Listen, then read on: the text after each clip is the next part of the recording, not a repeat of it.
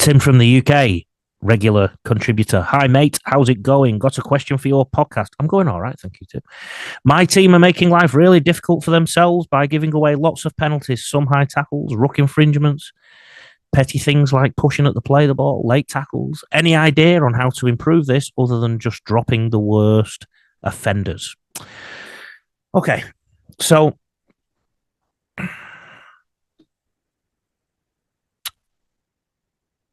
high tackles are often because of technique. Ruck infringements are because of knowledge. Petty things like pushing at the play of the ball, late tackles are down to players' egos. Okay? So all these things come back to how important you as a coach value these things. So if they know as a team that they are going to be dropped from the team for giving away too many penalties, so if that's a criteria in your team,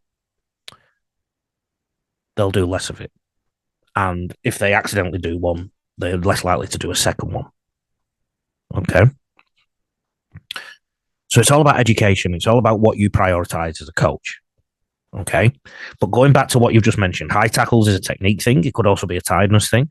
Ruck infringements, sometimes a knowledge thing about what the referee wants, or it could be a tiredness thing or a technique thing. And petty things like pushing at the play of the ball and late tackles, they're the player's ego taking over in the game. Okay? So the simple fix for me, Tim, is to say, if you go back through your video and you find these people have contributed, or even in the game, you say you're hooked, you're out, if you give away these penalties.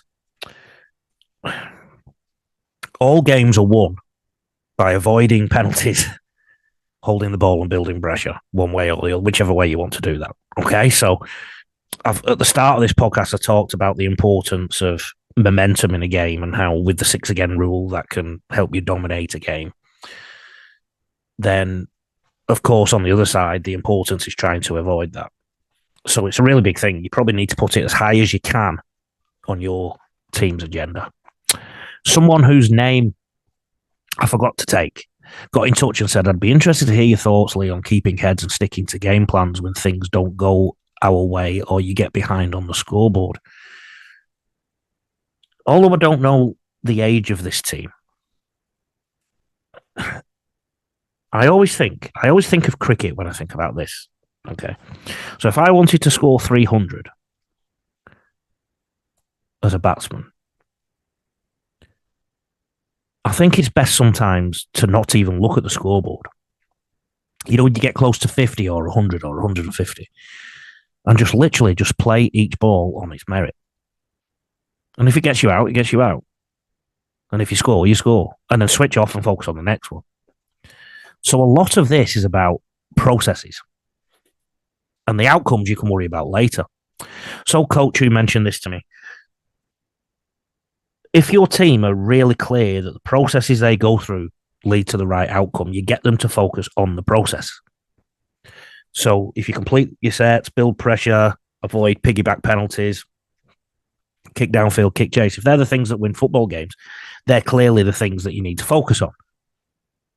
And if you do all those things, but then somebody misses some tackles and it leads to your team being behind, then there's your problem there. Right? Not the other things. So, and then in terms of your question about keeping heads and sticking to game plans, I do think a lot of that, again, is about that word education and import, and the other one being importance. If I've not answered your question, please get in touch. And I'm so sorry I didn't take a note of your name. Admin@rugbyleaguecoach.com.au, @rugbyleaguecoach on socials, if you want to get in touch.